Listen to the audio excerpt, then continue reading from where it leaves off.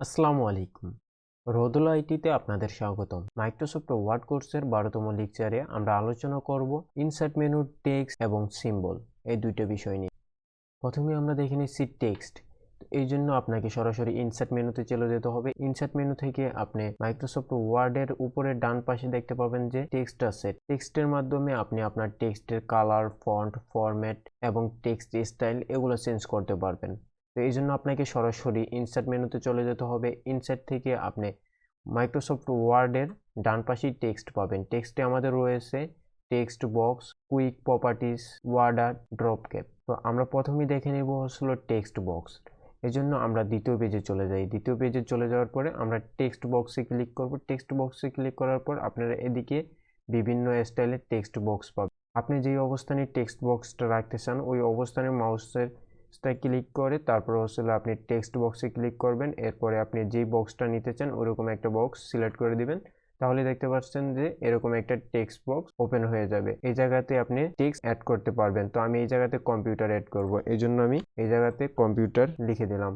এখন আপনি চাচ্ছেন এই কম্পিউটার লেখাটা ছোট বড় এবং ফরম্যাট, কালার, ব্যাকগ্রাউন্ড কালার এগুলো চেঞ্জ করতে। এই জন্য আপনাকে চলে যেতে হবে ফরম্যাটে। ফরম্যাটে যাওয়ার পরে আপনি পাবেন শেপ স্টাইল। আমরা শেপ নিয়ে পূর্বের ভিডিওতে আলোচনা করছি এবং শেপ স্টাইলের খুঁটিনাটি সবকটা বিষয় নিয়ে আমরা আলোচনা করছি। যদি আপনারা পূর্বের ভিডিওগুলো দেখে না থাকেন সেক্ষেত্রে আমাদের পূর্বের ভিডিওটা দেখতে পারেন। পূর্বের ভিডিওতে আপনারা শেপ সম্পর্কে বিস্তারিত জানতে পারবেন। আমি এখন আমার টেক্সটের ব্যাকগ্রাউন্ড কালারটা চেঞ্জ করব। এই জন্য আমি শেপ স্টাইলে চলে গেলাম। শেপ স্টাইল থেকে ফিলে ক্লিক করে আমি টেক্সটের ব্যাকগ্রাউন্ডটা চেঞ্জ করে দিলাম। ওয়ার্ড আর্টের মাধ্যমে টেক্সটগুলো ডিজাইন করে নিতে পারবেন। এরপরে রয়েছে কুইক পার্টস। কুইক পার্টসে রয়েছে অটো টেক্সট। অটো টেক্সটের মাধ্যমে আপনি কোনো একটা লেখা সেভ করে রাখতে পারবেন এবং পরবর্তীতে আপনি ওটা পেস্ট করতে পারবেন। তো আমি এই লেখাটা সিলেক্ট করলাম। সিলেক্ট করার পরে আমি এখন অটো টেক্সটে এটা সেভ করে দেব। যদি আমি এখন সেভ করে ওকেতে প্রেস করি তো আপনারা দেখতে পাচ্ছেন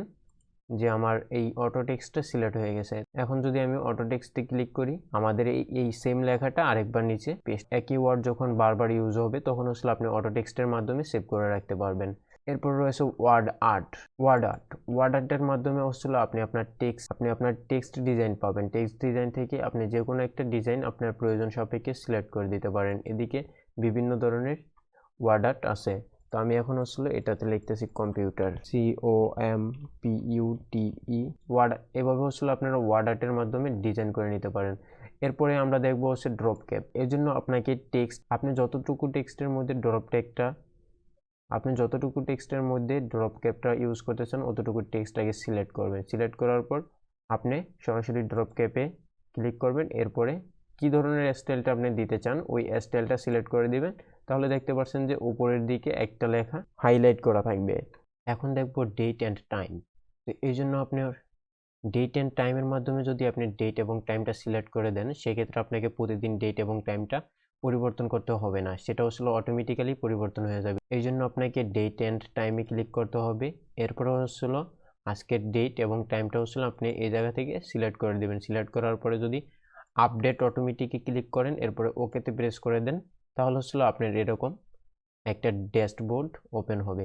তো আমি এখন ফাইলটা এইভাবেই সেভ করে দিলাম। সেভ করার পরে যদি আমি ফাইলটা কেটে দিই, ফাইলটা কেটে দেওয়ার পর আমি যদি আবারও ফাইলটা ওপেন করি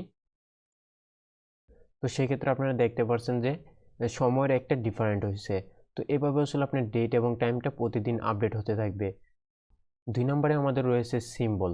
সিম্বলে আমরা পেয়ে যাব সিম্বল অ্যান্ড ইকুয়েশন, এই দুইটা অপশন পাবো। প্রথমে আমরা সিম্বল দেখে নেব।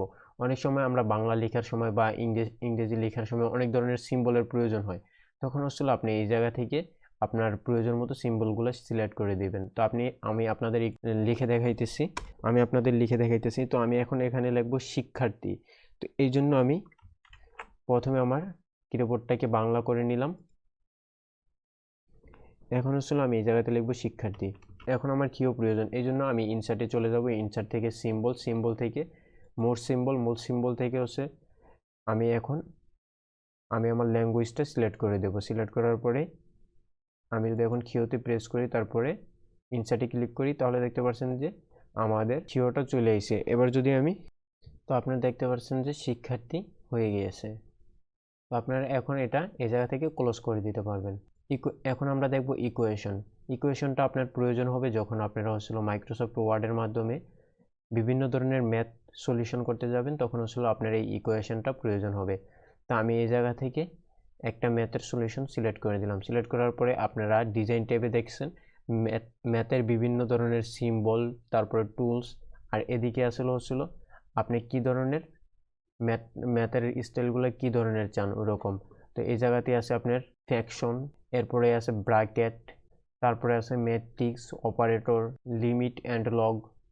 তো আপনারা আসলে এইভাবে এই জায়গা থেকে যেটা প্রয়োজন হবে আপনার ওইটা সিলেক্ট করে আপনি আপনার ম্যাথটা সমাধান করতে পারবেন। তো আজকের ভিডিও এই পর্যন্তই। যদি আমাদের লেকচারটি ভালো